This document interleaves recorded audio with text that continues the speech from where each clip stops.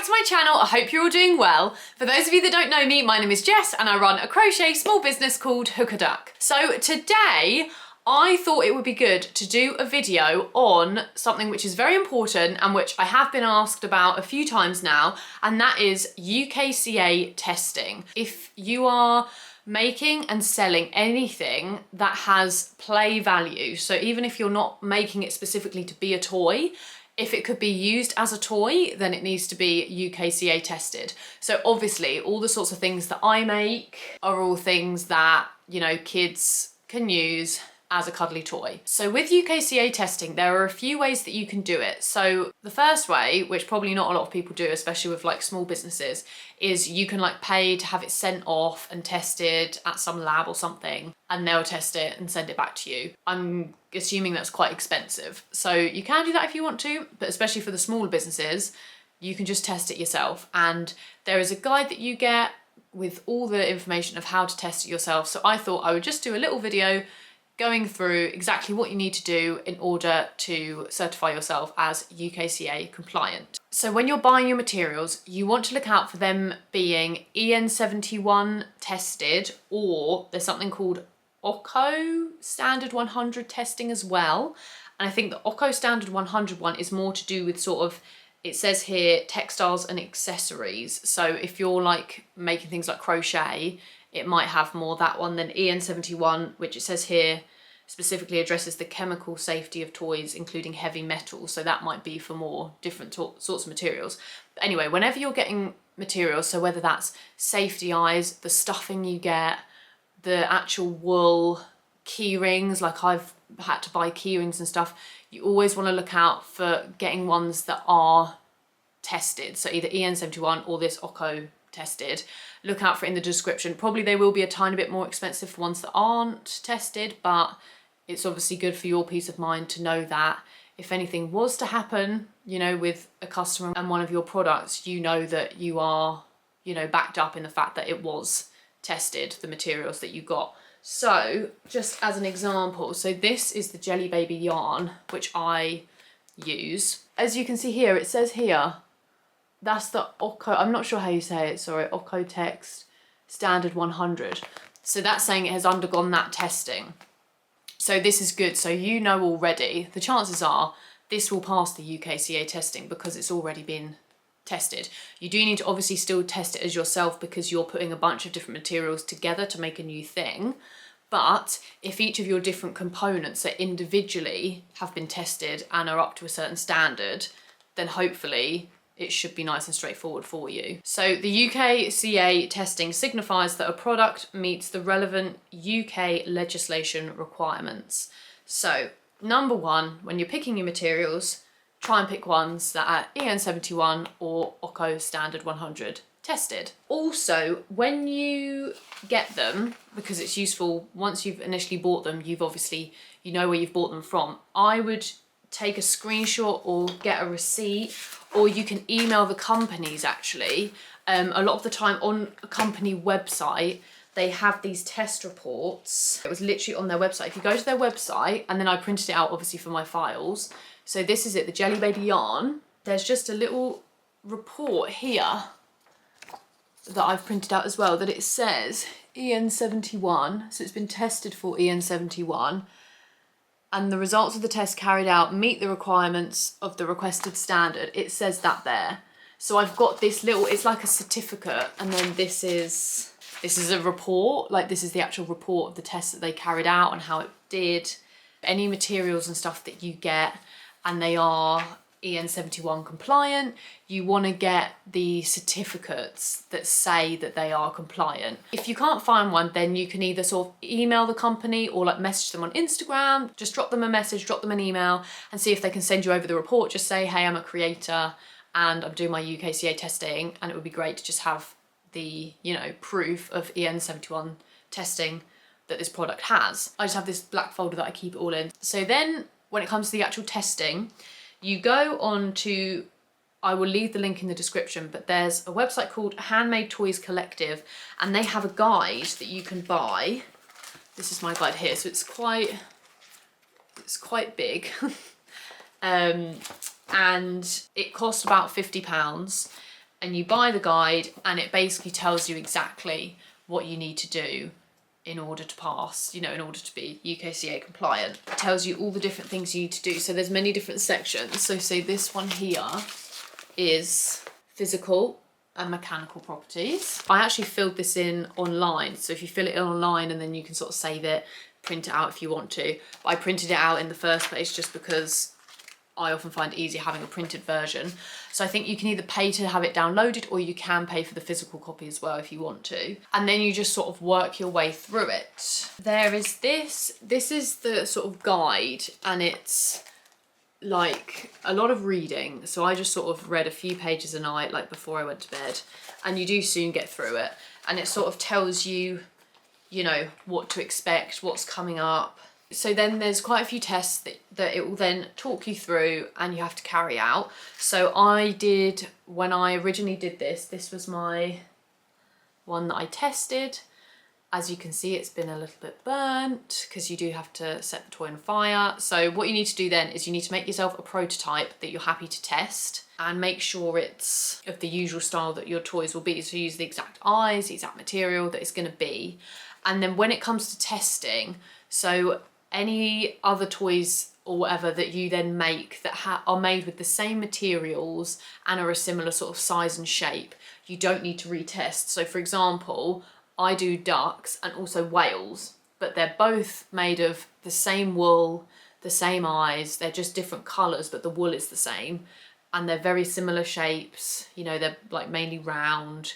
So I wouldn't need to retest the whale. But anything that you're doing out of different materials and is a significantly sort of different size and pattern and shape, you would have to retest. I will just go through some of the tests. So one of the tests is called the small parts test. So you will get a template like this that you then have to cut out, and you then make it into a container like that.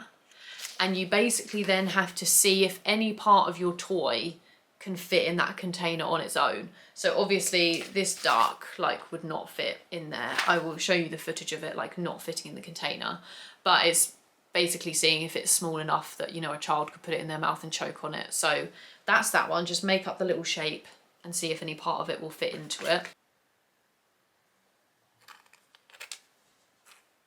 It's also very good to know about UKCA testing, obviously, when you're very first starting and thinking about what products you want to sell, because it may mean that you have to sort of adapt your design and things, you know, to mean that there aren't small parts and things like that in things that could be considered a toy. There are, you know, throughout this whole thing, there's, you know, if your toy doesn't meet this requirement, do this, blah, blah, blah, you know, so just follow the instructions and it will all make sense. Also, you have to do all of the tests on your toy. So you do all the tests, then you have to wash the toy, and then you have to do all the tests again, obviously to check that when the customer like washes it, it's not then gonna make it more flammable or, you know, affect any of the testing. And you've got the torque test, which is checking that the toy isn't gonna break when it's like, you know, being pulled apart by kids. So you wanna hold the toy, twist it to about 180 degrees and then hold it for 10 seconds and then release, and then do the same the other way,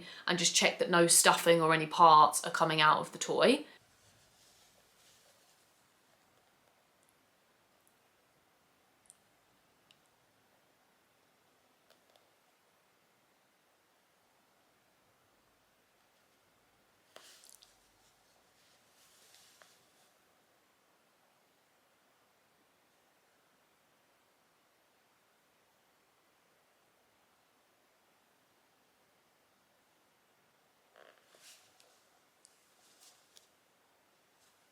So then you've got additional physical tests just to check that nothing is going to break or crack on the toy. You've got the drop test, so you want to hold it at 85 centimeters high and then drop it onto a hard floor and just check that nothing cracks. And you want to do this 5 times. Here's an example of my one.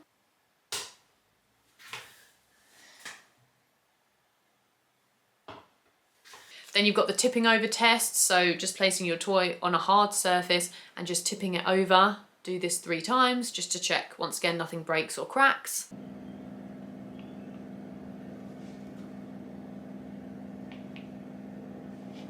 Then you want to place your toy, so I would usually do this facing upwards so that what you're dropping onto it is going onto like the eyes and the face. And then you want to drop a 1 kilogram weight. So once again, I just use those weights that I have, you know, for like lifting weights.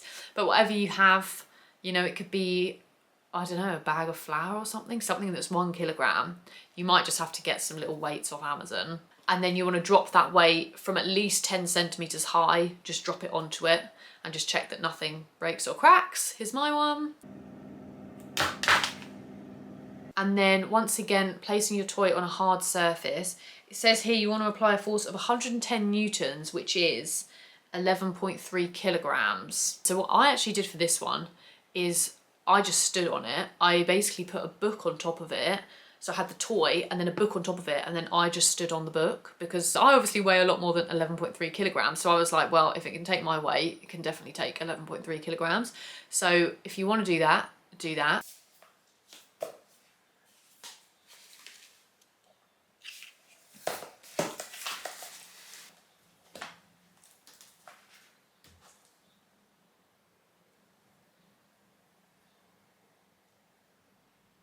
Then you've got the tension tests. So these ones you might need to buy a few resources. So it says using 2 sets of clamps with a diameter of 19 millimeters, attach the clamps to either side of the seam. So if it's got like a seam in it or just either side of the toy. So if you have like, I don't know, in your garden, if you have like a swing or something, or if you have a bar that you can hang something from, that would be ideal.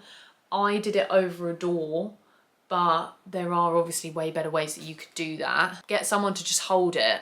You've got the clamp, then you've got the toy, then you've got another clamp, and then that attaches to like a bag, and then you add weights into the bag, and you need to try and add 7.2 kilograms worth of weights. Maintain that for 10 seconds, just check it can hold it for 10 seconds, and then release it.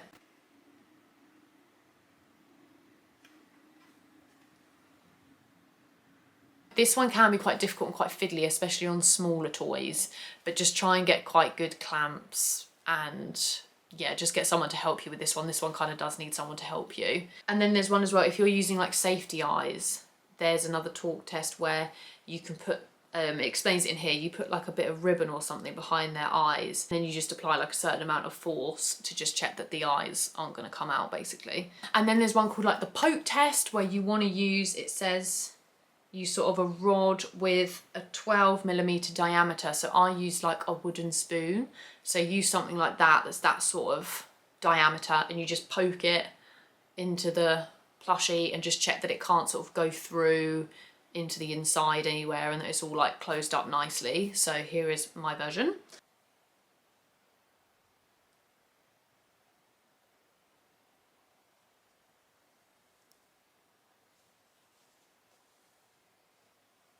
Then if your toy's got any like clothing and things on, there are a few more specific things that you have to do for those like little clothes and stuff, but it all explains it in here. So the flammability test, I would say leave kind of near the end. So you want to do this inside, because if you do it outside, then the outside wind is kind of, could be what's putting the flame out instead of the material stopping it. So you want to do it inside. If you have like an indoor, you know, like a fireplace, a fire pit or anything, just put it in there, catch flame to it. So it should be taken at room temperature, and then the toy wants to be sat upright. You want to apply the flame to the bottom of the toy, and the flame wants to be kind of at least 2 centimeters high, and then hold the flame on it for 3 seconds. If it fails to catch at all, then that's a pass, because that's good, it means it's not flammable. If it does catch and it spreads slower than 3 centimeters per second, which is pretty quick if you think about it, then it's a pass. So with mine, it caught fire and then it just sort of burned there for a bit and then it just put itself out. It would have to, you know, burn and burn up pretty fast in order for it to fail. So you can use the formula of speed equals distance over time to calculate the flame speed, and the flame speed has to be less than 3 centimeters per second, which is very fast.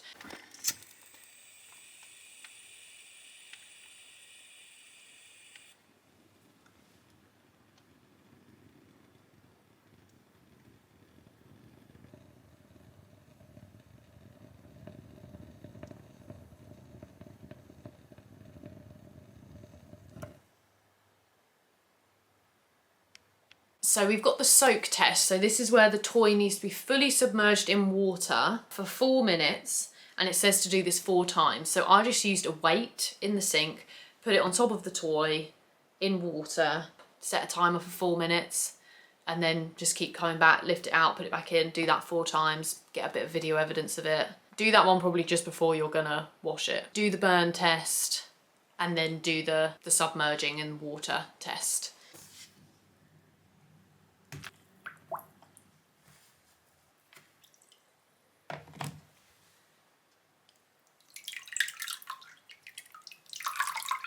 And then there are a few other things to look out for. One of the things that I picked up on was, there's one where it talks about sort of drawstrings, like if your toy has a drawstring on or something like that. So obviously my toys, they don't have drawstrings on, but when I was thinking about the packaging, I obviously have those little drawstring bags. So things like that, it's okay if they're up to a certain sort of circumference.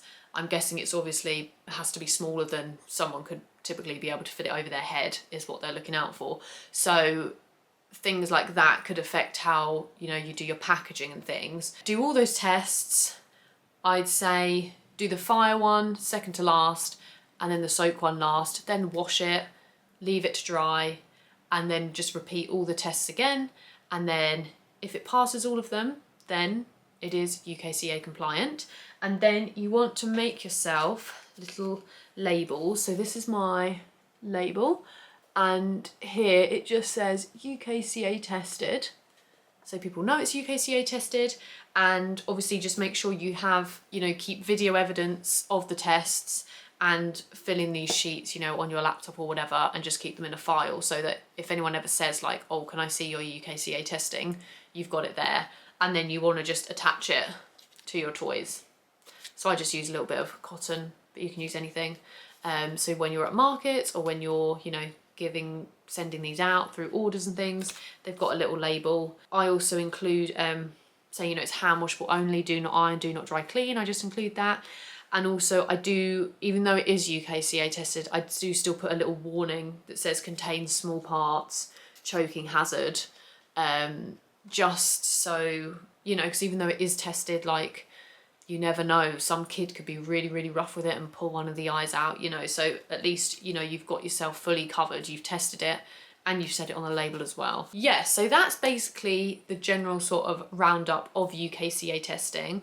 Obviously, definitely get yourself the guide, follow it step by step, read it all through. There are lots of things that are continually changing and being updated, so don't just take my word for any of this. Do make sure you test it yourself.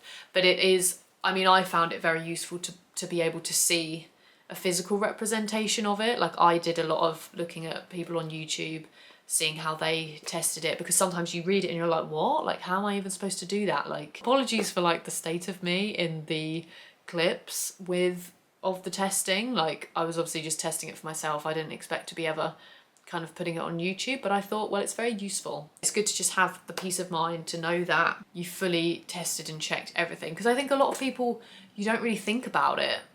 You know, there's no one sort of saying to you, oh, you have to do this. I only know it, like most things, because of TikTok. I saw a TikTok on it saying you have to do this, and then I looked into it and I was like, wow. And I was very overwhelmed because it is a lot. Like when you first receive this pack, like it's a big pack, it is a lot. But once you actually read through it, a lot of it is just yes or no questions. Let me know if you have any questions, but as I say, please do refer to the guide. It's all in the guide. That is the best place to go. I hope you found this video useful. Good luck with your UKCA testing, and then you can just get on and sell your plushies and know that, you know, you're fully covered. So it's a nice feeling once you've done it. I hope you found this very useful, and I will see you very soon for another video. Bye!